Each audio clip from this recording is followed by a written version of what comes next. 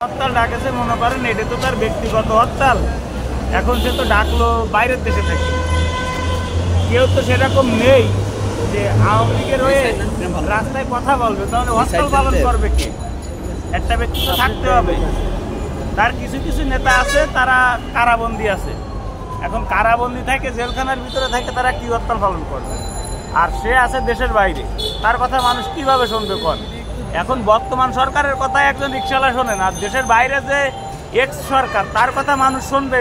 বাংলাদেশ তো আর ওই রকম নেই, আগের মতো বাংলাদেশ নাই যে একজন এসে বলল দর ধরে বসলাম। এখন আওয়ামী লীগের সেই চেলাপেলারা নাই যারা ফুটপাত ভাড়া দিয়ে খাচ্ছিল, রাস্তাঘাট বিভিন্নতা দখল দিয়ে খাচ্ছিল, দেশে হরতাল ডাকা মাত্র সব কিছু বন্ধ করে দিয়ে তারা রাজপথে এসে হরতাল পালন করবে। এখন দেখা যাচ্ছে যে বাংলাদেশের যে প্রেক্ষাপট, রাজনীতি প্রেক্ষাপটে যদি এখন হরতাল দেওয়া হয় আমাদের অর্থনৈতিক ক্ষতি, এবং আমরা এই হরতাল কোনো সরকারের তাই আমরা ইস্যু করে মানব না। আমরা সাধারণ মানুষ, আমাদের আগে কর্মজীবনে থাকতে হবে।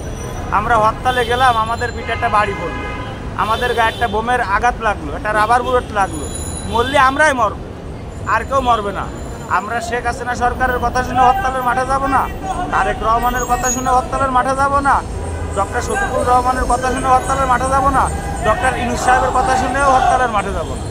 আমরা নিরপেক্ষ একটা বাঙালি, নিরপেক্ষভাবে স্বাধীনভাবে স্বাধীন একটা রাষ্ট্র করতে চাই, যে রাষ্ট্রে সকল নাগরিক নির্বাচনের সুযোগ সুবিধা পাবে এবং সকল নাগরিক ঐক্যবদ্ধভাবে যেন ভোট প্রদান করতে পারে। আমরা ভোট কেন্দ্রে যাব, ব্যালট পেপার দেখব, যাকে মনে চায় তাকে ভোট দেব। এখানে কোনো দল মত নির্বিশেষে আমরা একজন ভোটার। আমাদের ভোটার অধিকার আগে দেন, আমাদের ক্ষুধার অধিকার মিটান।